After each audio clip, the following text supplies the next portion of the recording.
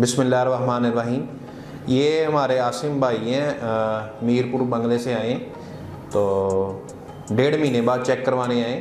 तो इनका वीडियो बनाने का मकसद ये है कि हमने इनको सारे पेशेंट को कहते हैं कि 3 से 4 दिन आप अपने फ्रंट पे हाथ ना लगाएं। अगर आपने अभी तक हमारे चैनल को सब्सक्राइब नहीं किया तो फ़ौरन सब्सक्राइब के बटन पर क्लिक कीजिए और साथ ही घंटी के बटन को दबाना मत भूलिए ताकि आपको हमारी आने वाली वीडियोस बर वक्त मिल सके। शुक्रिया।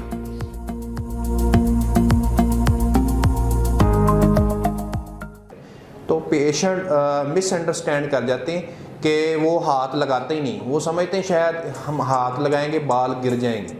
अब हाथ ना लगाने की वजह से 45 दिन गुजर गए, आज चेक करवाने आए। हर पेशेंट को हम कांटेक्ट कर नहीं सकते, ठीक है। आज चेक करवाने हैं। अब इनके सर पे क्या हुआ है, सारी गंदगी इकट्ठी हुई है, शैम्पू इकट्ठा हुआ है, खुश्की इकट्ठी हुई है।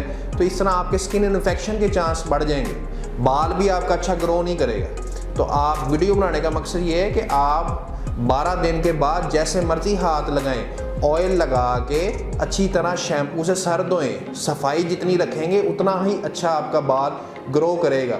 आप ये कंसेप्ट जेन से निकाल दें कि हमने यहाँ टच नहीं करना। टच ना करने का नतीजा आपके सामने, सारा स्कैल्प ख़राब हुई है, डैंड्रफ इकट्ठी हुई है, शैम्पू इकट्ठा हुआ है। तो इससे बालों की ग्रोथ मुतासर होगी, हेयर ग्रोथ कम होगी। हाथ ना लगाने के चक्कर में ये सारे बालों की ग्रोथ आपकी ख़राब हो जाएगी। तो इसलिए आपको मैं रिक्वेस्ट है कि 12 दिन बाद आप ऑयल लगाएं और शैम्पू से अपना सर धोएं। सारे बाल भी टूटते हैं तो कोई मसला नहीं, इनकी जड़ें अंदर ही होती हैं। बाल ऊपर से टूटेगा, जड़ें इनकी अंदर ही होती हैं, तो बाल टूट नहीं सकता।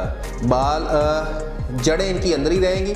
21 दिन बाद वैसे ही ये बाल सारे जड़ जाते हैं। फिर 3 महीने बाद इनकी ग्रोथ शुरू होती है। 6 महीने में आपका 60 to 70% रिजल्ट आ जाता है। 8 महीने में आपका 90% रिजल्ट आ जाता है। बाकी अब ये आए हैं, अगर ये 6 महीने बाद आते, मैंने इनसे यही सवाल किया कि 6 महीने बाद आते तो फिर भी ऐसे ही आपने सर रखना था अपना, तो बालों ने उगना किधर है। तो इनका अब हम सर धोएंगे।